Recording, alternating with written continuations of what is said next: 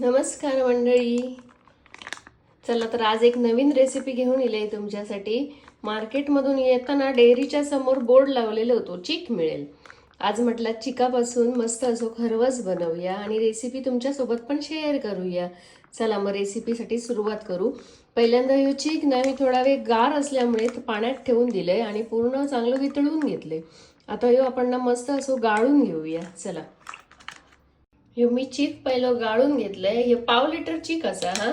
आणि पाव लिटर चिकामध्ये ना मी 1 कप आपला साधा दूध घातले, कारण हे चीक जरा खरवस बनवला तर खूप घट्ट होता, त्यामुळे आपण त्याच्यामध्ये दूध टाकू शकतो. त्यामुळे आम्ही या साधा रूम टेम्परेचर म्हणजे एकदम नॉर्मल दूध असताना तर आम्ही दूध ऍड केलं याच्यामध्ये. आता हे आपण दूध आपला रेडी झालेला आणि आता त्याच्यामध्ये आपण बघा ह्याच्यामध्ये मी खोबरा, जिरा आणि वेलची घेतले. ह्या सगळ्यांना मी मिक्सरला वाटून ह्याच्यामध्ये मिक्स करतले. आणि पाव लिटर दुधासाठी ना मी अर्धा वाटी गूळ घेतले आणि त्या गूळ सुद्धा आपण ह्याच्यामध्ये टाकूया. मिश्रण चांगलं एकजीव करूया. चला तर आपण ह्या पहिल्यांदा वाटून घेऊया. चिकामध्ये कधीच पाणी टाकायचं नाही. पाणी टाकलंच तर खरबस चांगलं घट्ट होचं नाही. त्यामुळे ह्या वाटण सुद्धा आपण ना दूध टाकून वाटून घेऊया. बघा तर मग ह्या ना चिकामध्ये मी 1 चमचो आपला हळद आणि ही 1 वाटी गूळ टाकले. आणि ह्या ना आपण गूळ चांगला ह्याच्यामध्ये वितळून घेऊया. त्याच्यासोबतच आपण ह्या खोबरा, नंतर जिरा आणि आपली वेलची ती वाटून घेतले. ह्या सुद्धा मिश्रण मी ह्याच्यामध्येच टाकतलंय. आणि ह्या सगळ्यांना आपण मस्त ढवळून घेऊया आणि ह्याच्यातलं गूळ ना चांगलं वितळूया आणि मग पूर्ण सगळा एकजीव करून घेऊया.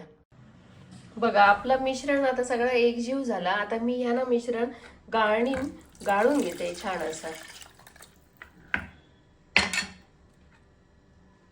म्हणजे खोबरा वगैरे आपण जर काही टाकलं ना तर सगळं एकदम व्यवस्थित गाळून घेऊया.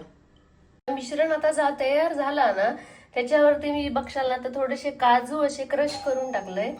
आणि आपण हे थोडासा आपला केसर टाकूया आणि आपण हे आता शिजत ठेवूया. अर्धा तास झालो आता.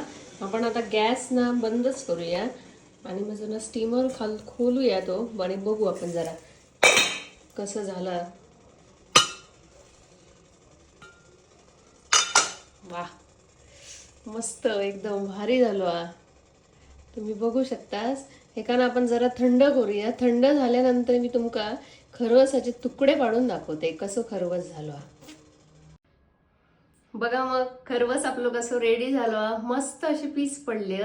आपण टेस्ट पण करून बघूया कसं झालं.